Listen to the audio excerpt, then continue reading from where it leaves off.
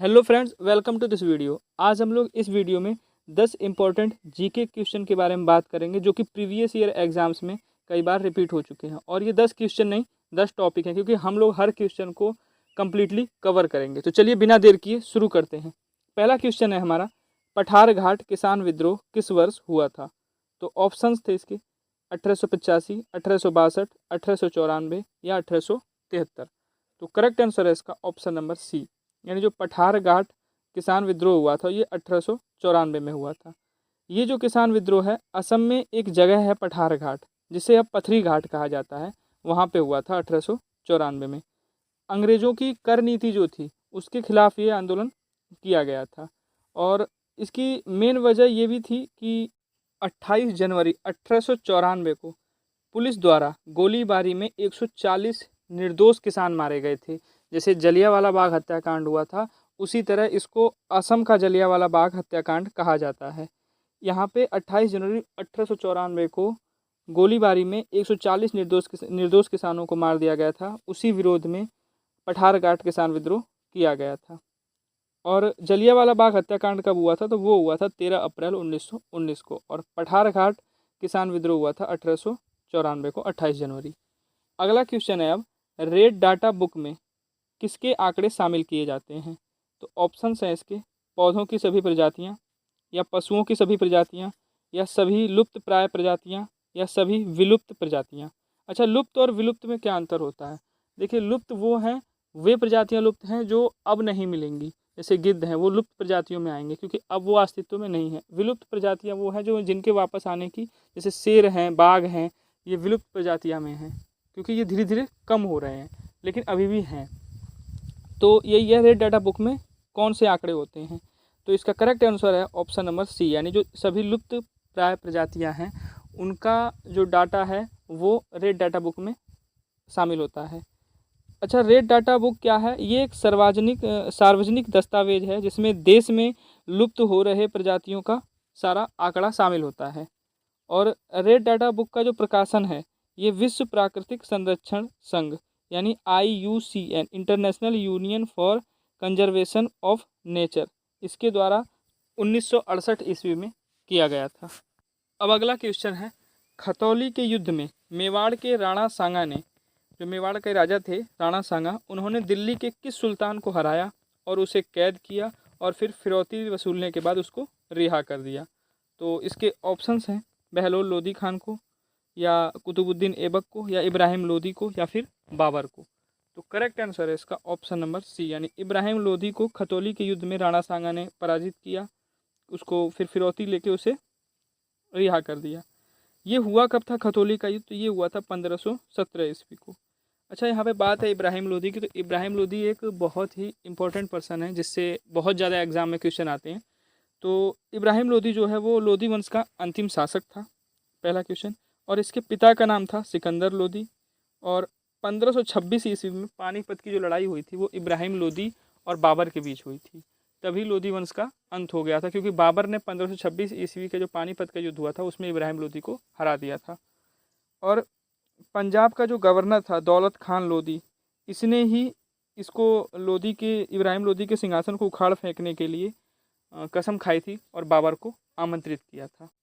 और फिर बाबर 1526 ईस्वी में आता है और पानीपत की जो लड़ाई है वो इब्राहिम लोदी के साथ होती है, जिसमें इब्राहिम लोदी की पराजय होती है और मुग़ल वंश की स्थापना हो जाती है 1526 ईस्वी में, यानी दिल्ली पे मुग़ल वंश का शासन हो जाता है।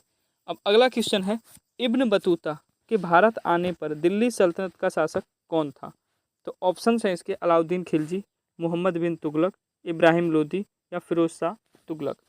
तो करेक्ट आंसर है इसका ऑप्शन नंबर बी, यानी जो इब्न बतूता, ये एक मोरक्को यात्री था, मोरक्को का यात्री मतलब यात्री था। ये भारत भ्रमण पे आया था, तो उस टाइम पे दिल्ली सल्तनत का शासक था मोहम्मद बिन तुगलक। अच्छा, मोहम्मद बिन तुगलक जो है इसका मूल नाम था मलिक फ़खरुद्दीन जौना खां। और इसने सुल्तान बनने पर, मोहम्मद बिन तुगलक ने सुल्तान बनने पर अबुल मजाहिद की उपाधि धारण की थी। मोहम्मद बिन तुगलक को एडवर्ड थॉमस ने अमीरों का युवराज कहा है। और ख्वाजा मोइनुद्दीन चिश्ती की जो दरगाह थी उस पर जाने वाला पहला दिल्ली का सुल्तान बना था मोहम्मद बिन तुगलक।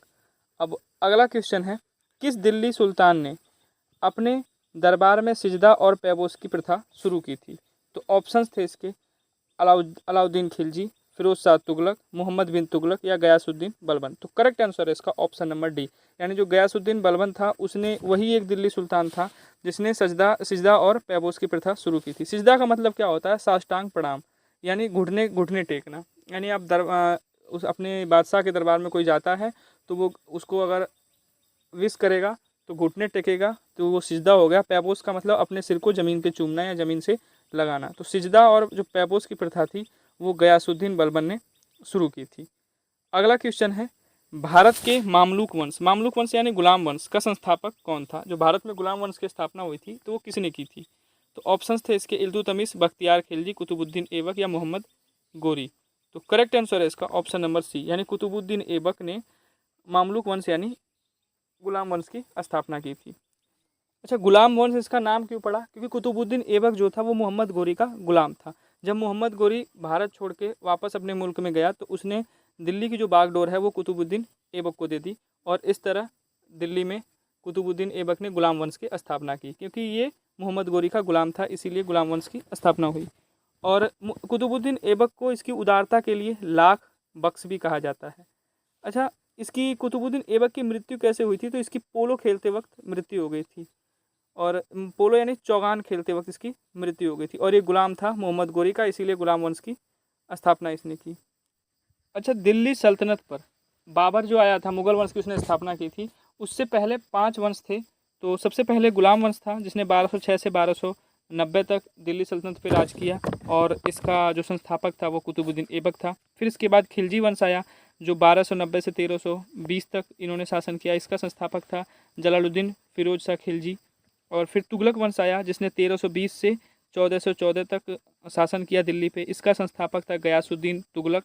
और फिर सैयद वंश आया जो 14 से 14 ईस्वी से 1451 ईस्वी तक इसने दिल्ली पे राज किया और इसका संस्थापक था खिज्र खां। फिर आया लोधी वंश और लोधी वंश का जो शासनकाल था वो 1451 से 1526 था।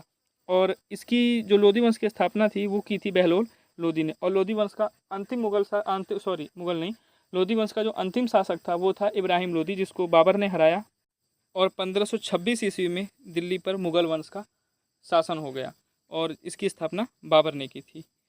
अब अगला क्वेश्चन है, ढिल्लिका शहर की स्थापना किसके द्वारा की गई थी? तो ऑप्शंस थे इसके परिहार वंश, चौहान वंश, पवार वंश या तोमर वंश। तो करेक्ट आंसर है इसका ऑप्शन नंबर डी, यानी तोमर वंश का राजा था राजा अनंगपाल। उसने दिल्ली यानी जो प्राचीन समय में ढिल्लिका कहा जाता था उस शहर की स्थापना की थी। अच्छा, इसका उल्लेख कहाँ मिलता है? तो पृथ्वीराज रासो जो चंद्रबरदाई ने लिखी है, पृथ्वीराज रासो, उसमें ये बताया गया है कि जो ढिल्लिका शहर था उसकी स्थापना अनंगपाल ने की थी और ये दिल्ली का पुराना नाम है ढिल्लिका। और महाकाव्य काल में दिल्ली को इंद्रप्रस्थ कहा गया है। और चंद्रबरदाई जो थे वो पृथ्वीराज चौहान के दरबारी कवि थे, उन्होंने ही पृथ्वीराज रासो लिखी है। उसी में इसका उल्लेख है कि जो दिल्ली है यानी उस टाइम पे जो ढिल्लिका कहा जाता था उसकी स्थापना तोमर वंश का राजा था एक अनंगपाल, उसने की थी। बात है यहाँ पे दिल्ली की। दिल्ली से 2-3 क्वेश्चन आते हैं, जैसे भारत की राजधानी दिल्ली बनाने की घोषणा कब हुई थी? तो 11 दिसंबर 1911 को जॉर्ज पंचम ने की थी दिल्ली को राजधानी बनाने की घोषणा। क्योंकि पहले भारत की राजधानी कोलकाता थी अंग्रेजों के टाइम पे।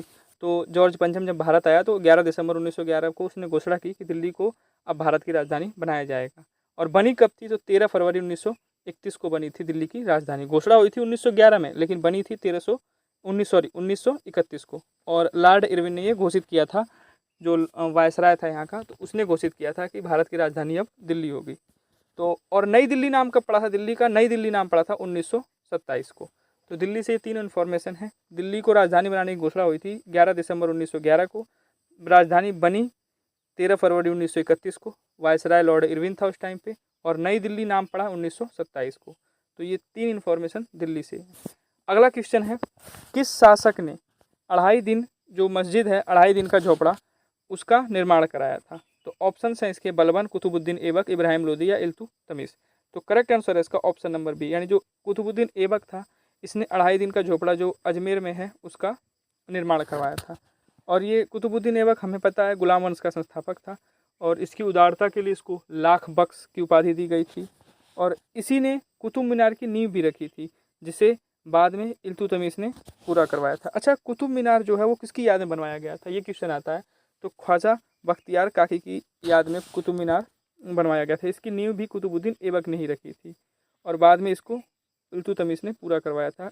कुतुबुद्दीन ऐबक की मृत्यु हो गई थी 1210 ईस्वी में, उसके बाद इल्तुतमिश ने इसे पूरा करवाया था।